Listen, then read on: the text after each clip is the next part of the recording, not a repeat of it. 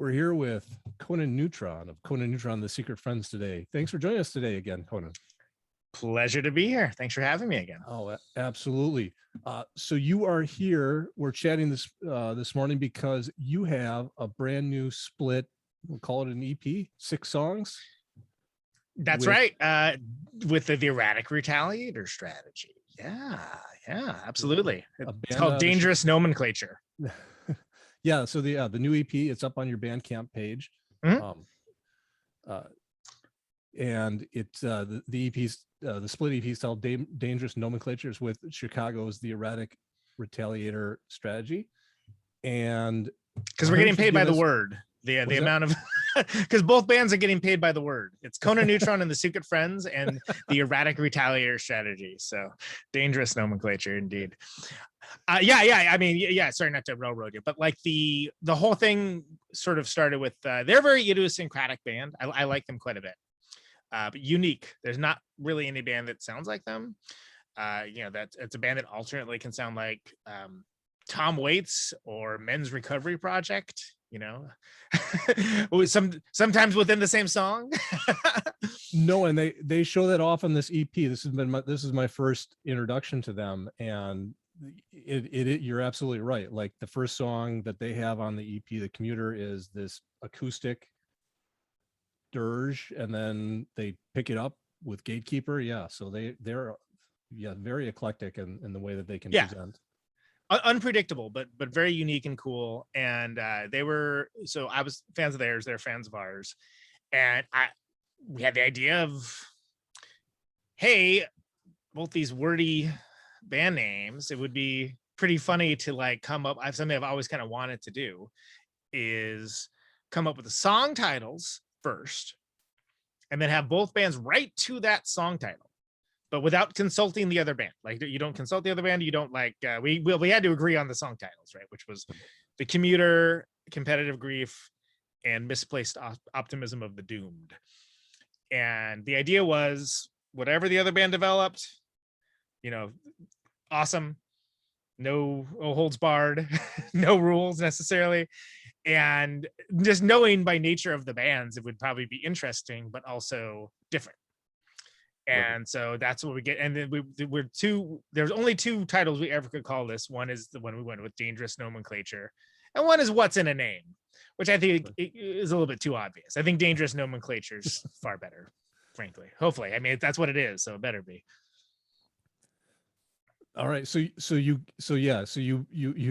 met with them. You came up with the names of the songs. As you were writing the songs, was there do you feel that knowing another band was writing a song with the same title and the same it kind of becomes like a Schrodinger's cat, Sure, that somewhere out there someone else is writing a song the same. I mean, I thought it was kind of cool personally.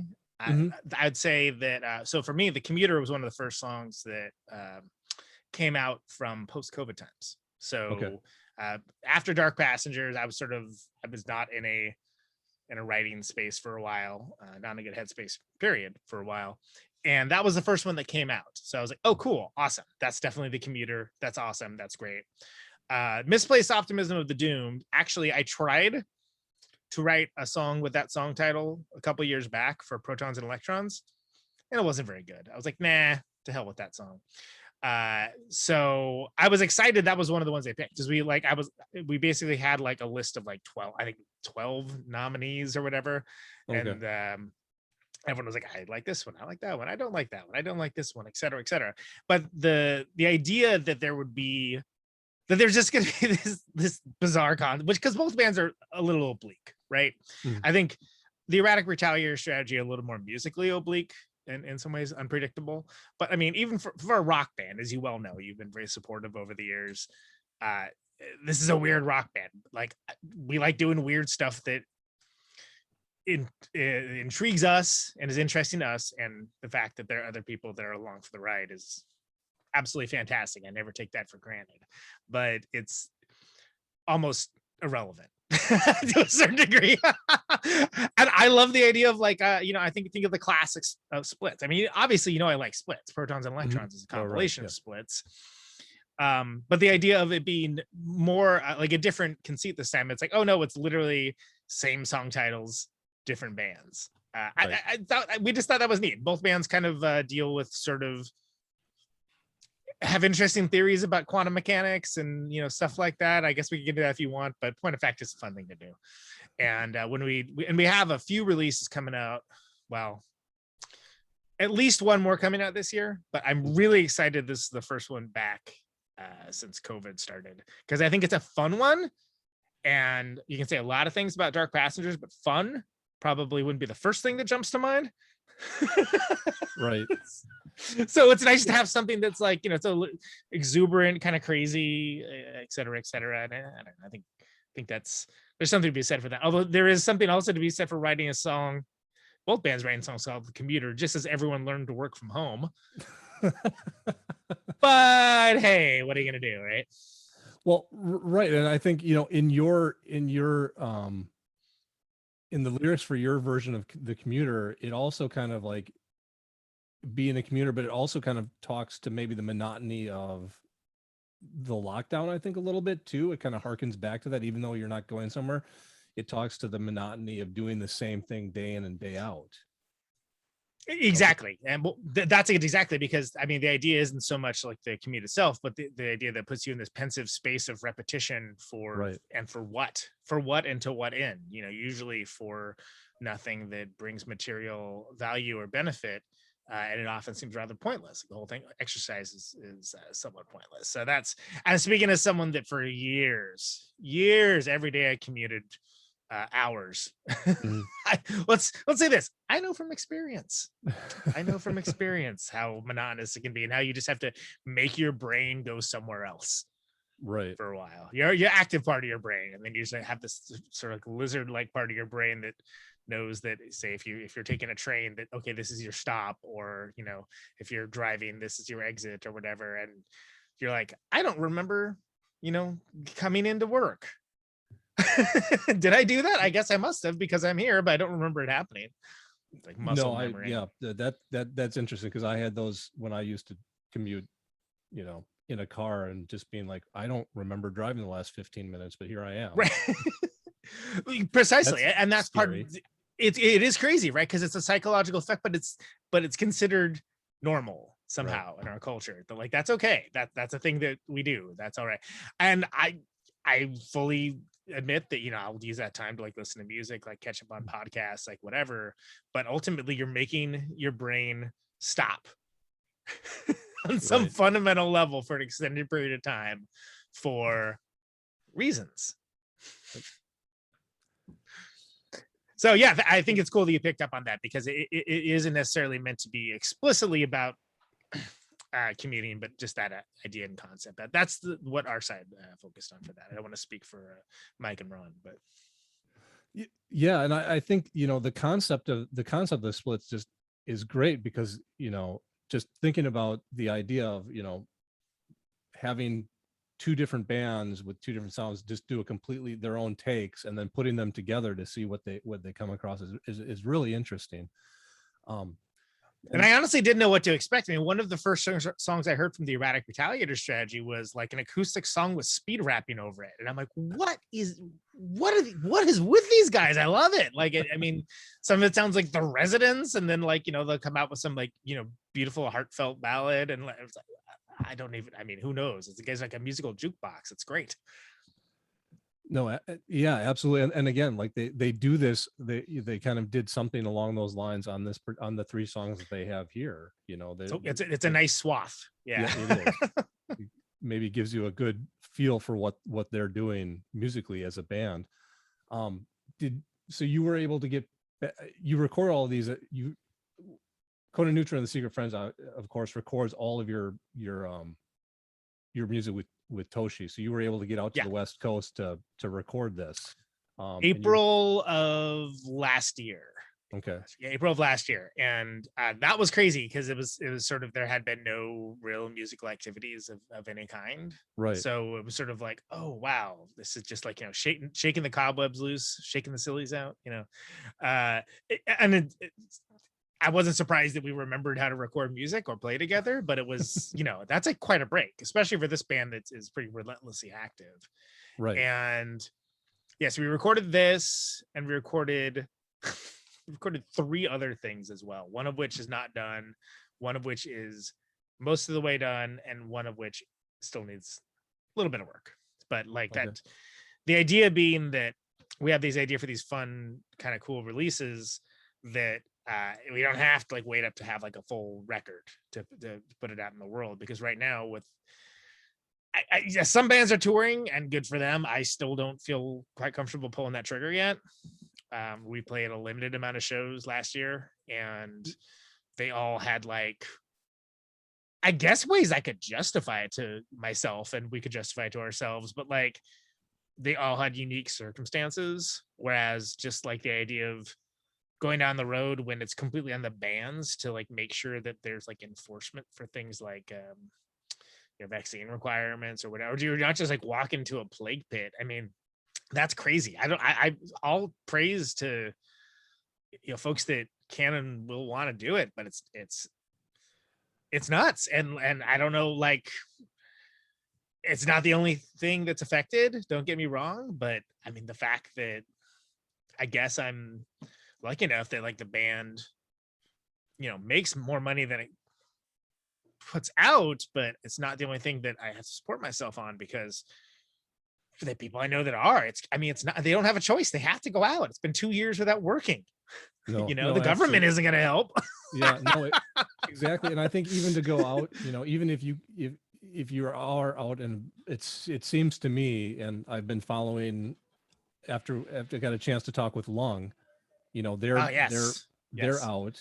and just following them, it seems like, and this is probably, to a certain degree is part of just being out on the road, shows get canceled or whatever, but it seems more likely now that you could be out, in the middle of your tour and have multiple shows canceled for reasons that are outside of your control, and just, have that. Everything's a roll of the dice. There's no universal set of rules. There's no universal set of standards. There's no universal anything. It's just 1,000 little skirmishes along the way. And if you're attempting just to keep your ship moving forward, it's objectively insane. Right. So yeah, Lung's a great example. And I will also say, take of this what you will, but of the releases coming up, fans of Lung should take note. That's all. That's all I'll say for now. No, but anyway, let alone how many people are actually coming out to your shows as you're. Oh, sure, because I fully get it. Fully get it when people are like, nah, I'm good. I'm like, okay. Yep, I understand completely. Like we played one of the kind of cooler, more unique experiences Conan Neutron and Super Friends did, is we played the state fair. Okay. In August, and that was great. That was awesome. We were able to keep it safe from our perspective, but it's like, all right, you got a bunch of people that are just really predominantly interested in eating fried foods on a stick, and they don't really care about staying safe in any way, shape, or form, but they will be there either way. Right. So okay, we can take this payday from this awesome local org, which in this case was it was Lakefront that did it, or which would be one of the only paydays we get that entire year, and do it and like play a cool show, 2 sets even. And you have to like start making those, like reconciling those decisions about what you are and aren't okay with. And it's not an enviable place to be. And I say that as someone that I've got a lot, this band has a lot more opportunities than a lot of bands do, just by nature of it being around for a while and being something of a known commodity. That, I mean, let's be clear, it's a crazy time to do much of anything, let alone create art. Right. And I know some bands that haven't survived this, and that's a shame. But like you can paralyze yourself by having not just empathy but ruinous empathy, because really, what can you do about it? And so from the perspective of where we're at, is there going to be some big multi-week tour coming up pretty soon? Probably not. I guess we'll see where we are in like late spring. But there's going to be some things, and we booked a show. I guess I'll just break this news. We booked a show in April with Lung, at the end of their tour, and that's going to be the ostensible CD release for this, because there's going to be vinyl. Okay. But I think a lot of folks have been burned recently because there's all these like, ABBA B-sides on 180 gram vinyl that get printed up. And so there's, Adele, that's actually a real example. That it's, the wait is insane. It's like 9-10 months. So it's like, well, we can wait and have a release for September, or we can, do it now. And well, and that's, and yeah, vinyl's around when you want it. Yeah, and I've been seeing that, talking or hearing about that, talking to bands where the wait on vinyl and the lead times are just completely ridiculous. Where, they're like, we can't, we don't want to sit on this any longer just to wait for the vinyl. So you kind of have to have this tiered release, which probably, which isn't advantageous for, getting the word out and getting, your getting your investment in your product back. Not at all, but I mean, it's and right now it's completely unsustainable to the point that it makes me wonder about the efficacy of vinyl as a continuing collector's medium for band merch. But by the same token, like, I get it. Like, if I'm gonna buy, I think I'm gonna buy the record, and I'm like, oh yeah, let me know when the record's out. I'll get it then. And what am I gonna say? All right, well, I'll let you know.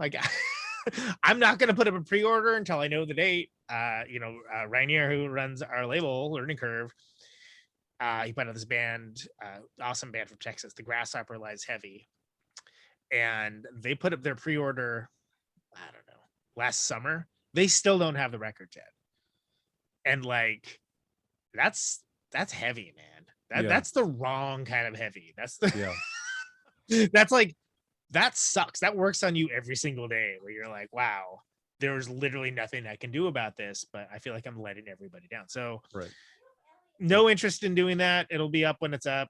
I think everything Secret Friends has done has been released on vinyl, except for like one 4 or 5 song B-sides thing. That'll eventually see a release. But also, where's the rush? Is it going to be like, I can tell you there's going to be 4 shows coming up, and beyond that, I have no idea. And that's assuming that we don't like pull the plug on them. And it's going to be one in Madison, it's going to be Minneapolis, it's going to be one in Milwaukee. Racine as well. Okay. So we're not even going to Chicago.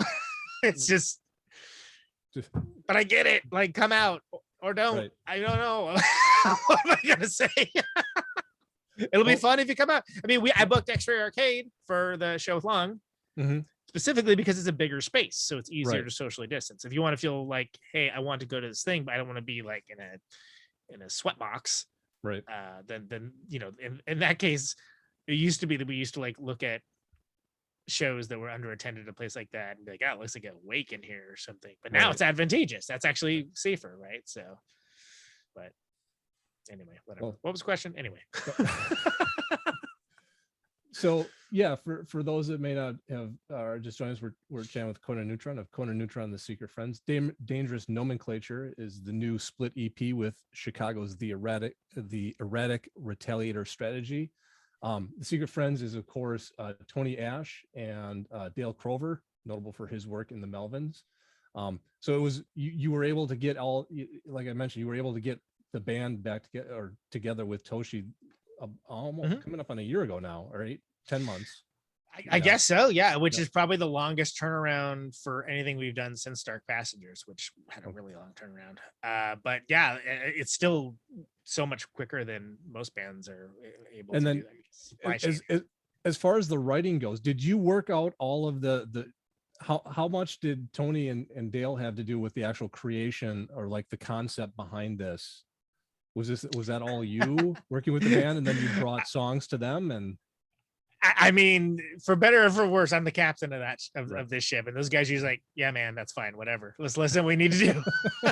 but I shouldn't say they're flippant about it. I mean, they bring what they do fantastically to it, right? And it wouldn't be the same without it. But it's absolutely my ship. And when I have these wild ass ideas, they know usually just to kind of get out of the way, and and they're like, humor me as needed, But some, I mean, they're both like, oh, that's a cool idea. you know. Okay. And then I assume that you're sharing with them, you're recording and what you're writing and sharing it with them before you get to the studio, so everybody's got That's a little, right. you know. Yeah, I demoed out ahead of time. Mm-hmm. I would say when we first started doing it, it was much more sparse than it is now. As I've kind of gradually gotten better at that process, it's kind of got more fleshed out. Mm-hmm.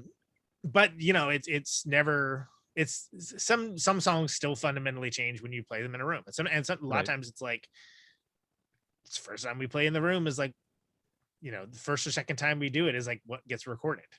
Okay. And so sometimes they take on a different life. Sometimes it's slower, sometimes it's faster. Right. Sometimes things that like work well as like a band in the box, you're like, oh, that doesn't quite do the thing I thought it did. So then you have to find out what it does do. These were all pretty much what I thought they were going to be. Okay. I think Misplaced Optimism of the Doomed was a little longer originally, maybe. And it was something where you're playing, you're like, all right, it's too much of this. It's enough. Okay.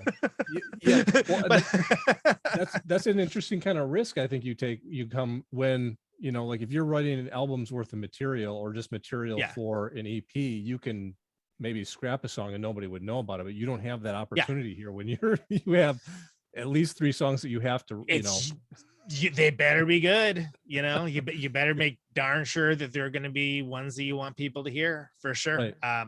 And I mean, Tony flat out thinks of this whole batch of songs, which is going to be the next, you know, these and the next other 3 things are the best stuff we've ever done. And I somewhat agree actually. Yeah. And like he was actually a little bit sad. It's like, yeah, I kind of wish these are, you know, these weren't split over multiple releases. I'm like, yeah, I get it, but this is kind of how the world is right now, and it allows us to get stuff out faster too. I mean, not that this is like fast necessarily, but it's fast for some bands, you know.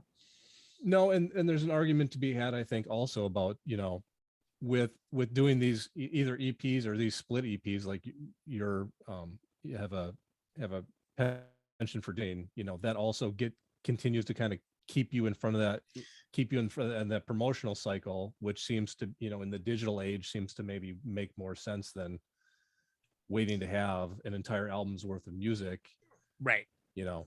Right. So and like we get to turn our people on to the Erratic Retaliator Strategy. Right. People like Erratic Retaliator Strategy get to be like, what's up with these guys, you know, like, like it's symbiosis is the idea behind it. But it's funny because of the, like I said, so there's like 2 other releases, then there's 3 songs I didn't quite know what they were going to be that we recorded at the same time, and that's actually going to be the next record. And that's actually written now, but we haven't got a chance to record it because Melvins are going out on tour with Ministry in like soon in like a few weeks, but I think we're gonna record that after that because but that I didn't know it was a record. I didn't, like, and then it was like those 3. I was like, oh wait, and like I don't want to get too into that because that's still gestating. But I was like, oh, I get that now. Like those 3 are actually together for a reason, which is kind of cool. But yeah, there's another cool split coming up, and those are cool songs. And there's a concept EP coming up that should be pretty freaking awesome if I do say so myself. But we'll see. There's plenty of time to screw it up.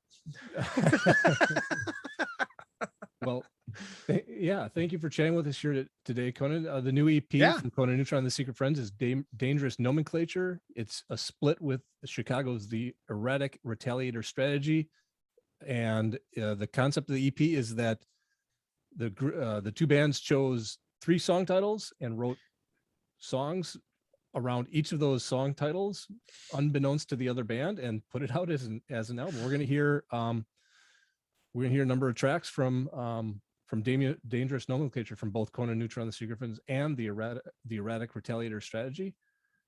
Here now. Thanks again for joining us. Thanks, Greg.